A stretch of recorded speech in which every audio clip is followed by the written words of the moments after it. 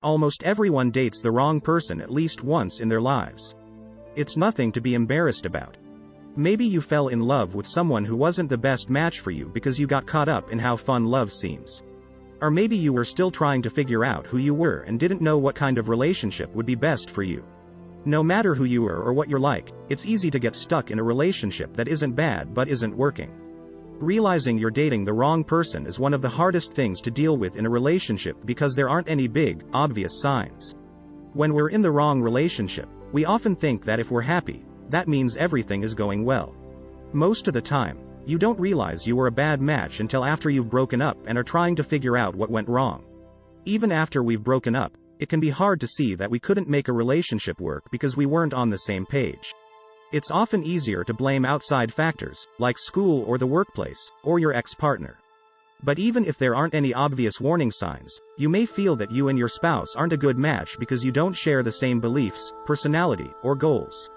This feeling is often marked by confusion, weariness, and overall irritability in relationships. How can you tell if the person you're with is the wrong one? There are a lot of ways to do this, but these 5 signs are a good place to begin. You never feel comfortable with each other. When we start dating someone new, most of us are nervous and want to make a good impression. It takes time for 2 people to get used to each other. But when we start dating seriously, we often feel a certain level of comfort with our new partner right away. This comfort helps lay some of the groundwork for a relationship that will last. A 2015 UK study of 2,000 couples found that people in long-term, happy relationships often felt comfortable enough with each other to talk about their ex-partners or tell them about health problems. Carolyn Hacks, who writes an advice column for The Washington Post, said that this kind of connection is when you feel safe enough together to be your honest selves. How to tell if you're with the wrong person? It could be because you're not right for each other, not just because you still get butterflies when you think about them. If you've been dating seriously for months and still feel so nervous that you have to rewrite all your texts 5 times before you send them, or if you're afraid to make an off-the-cuff comment or silly joke to your partner because you're afraid they won't like it, it might not be because they're not the right person for you. After that getting to know you phase, you might want to figure out why it makes you nervous to be yourself around your partner. We don't have many things in common. You might have thought that opposites attract because Paula Abdul and that cartoon cat showed that they did.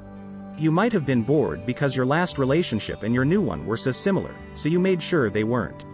Decent initiative. But if you want to get serious with someone, that's probably not the best way to go about it.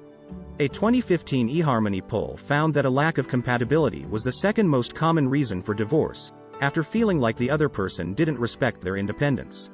How to know if you're with the wrong person? If you and your partner don't like the same movies or have different ideas about how people should act in relationships, you might not only feel unnecessary stress, but you might also have trouble getting close. Trying to build a life with someone who doesn't get your jokes, your morals, why you're passionate about your job, or why you love your collection of old Pokemon figures can be very hard. Good for you if you and your cartoon cat can make it work and you're happy. But if you feel like you're always hitting a brick wall when you try to get your partner to see things your way, it might be time to think about your relationship. Your partner's happiness depends on you, and blames you for their sadness. We all want to make our partners happy because it makes being in a relationship more fun. But if your partner thinks that's your job and gets upset with you when you don't succeed, it might be time to think about your future together. Virginia Gilbert, a licensed marriage and family therapist, said, "This kind of relationship is poison. Get out as soon as possible if your partner constantly blames their bad moods on what you did or didn't do and says that whatever you do or say to fix the situation is always wrong and makes your partner feel worse, which is, of course, your fault. Also, this kind of behavior could mean that you're in a controlling relationship or something even worse, not just a relationship that isn't right for you. You have different ideas about how much time you should spend together. This may seem obvious, but at the moment, it can be hard to see.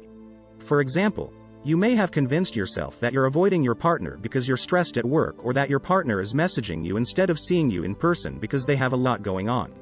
Even in strong relationships, partners don't always get to spend as much time together as they'd like. The key word here is like. So it's okay if you'd rather spend more time with your partner but can't. Another one is when you don't want to spend time with your partner but do it anyway because you feel guilty.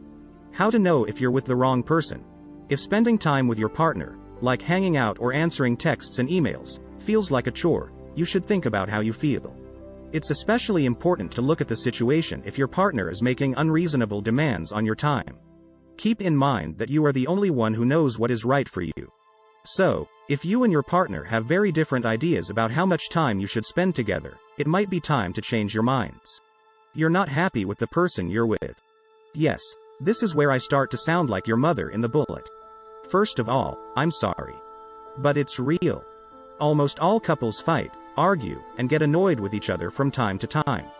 But most of them are happy to have their partners in their lives in the end. I don't mean you'll be happier if you can talk yourself into staying in a relationship you know is bad for you. So, what is happiness? Do you think Virginia Woolf was happy when she wrote to the lighthouse?